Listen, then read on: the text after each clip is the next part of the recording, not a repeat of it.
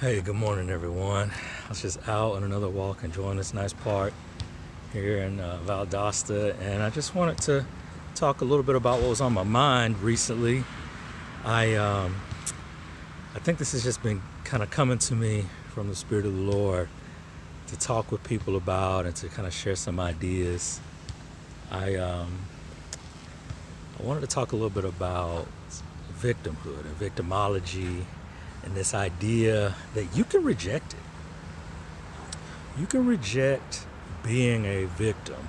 As a matter of fact, that's a critical component to your progress, to you doing better, is to reject this idea that you are stuck, that something has happened to you that's irreversible, and that you're entitled to have hatred in your heart. And the reason why that's so important is because that mentality is paralyzing. There is no movement, there is no growth with that mentality. And if someone comes in for counseling, I share this information with them in a more gracious way, of course, and over a period of time as I get to know them and their story, of course. But the reason why it's so important to convey this reality to people is to let them know that they are not an object. All right, so don't objectify yourself. There's this idea that you can be an action or an object. An object, things happen to this person. Things happen. And you're just left defenseless, you're left powerless, you're stuck and frozen in time, and decades have passed and you're still dealing with this and you're still mad, and this is your life. You've lost it. You've lost so much because you've been an object. Or you could be an action, right? And an action says, all right, despite these things that have happened to me, I'm going to take an action. I'm going to take an interest. I'm going to take control over what I can control, and I'm going to make some changes. Right? So you could say, I'm going to take whatever's happened to me and I'm going to be an action in my own life rather than an object. And so if you're an action, you're not denying what has happened to you. You're not saying, okay, I wasn't robbed. I wasn't sexually assaulted. This didn't happen. No, that's not what I'm saying. What I'm saying is you're acknowledging what happened to you. You're refusing those labels that paralyze you and that will keep you stuck. That's the only thing that you're doing. You're refusing that label. You're refusing to say, that's all that there will be for my life. The story is over.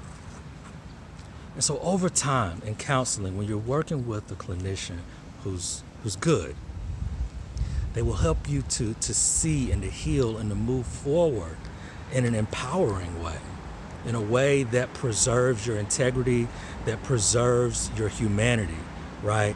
A lot of times, terrible things have happened, and they likely will continue to happen to people, and that's an unfortunate reality. But it doesn't mean that your life has no more value, that you don't have a future, and that you are a permanent victim. You can reject victimhood. Victimhood is this idea that this is something that I have to carry with me. And there's nothing about it that I can learn or grow from or heal from. When you become empowered, let me give an example of perhaps someone who was held up at gunpoint. Immediately, people want to put this label, okay, you were a victim. And yes, something terrible did happen to you. But if you hold on to that idea of a victim, your life likely will start to become more constricted. And what I mean by that is, you're likely to say, okay, I can't go back to that location. I can't ever have my back to a door. I always have to be on guard. I'm hyper vigilant, right? And that's it.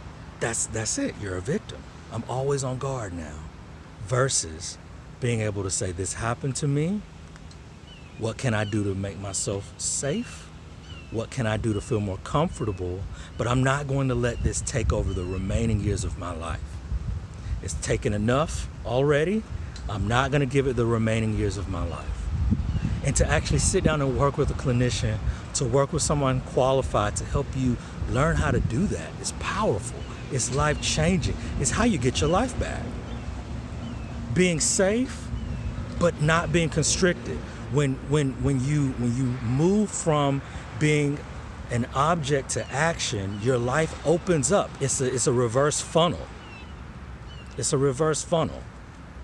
You're being smart about your environment. You're being smart. You're doing all that you can do to become empowered.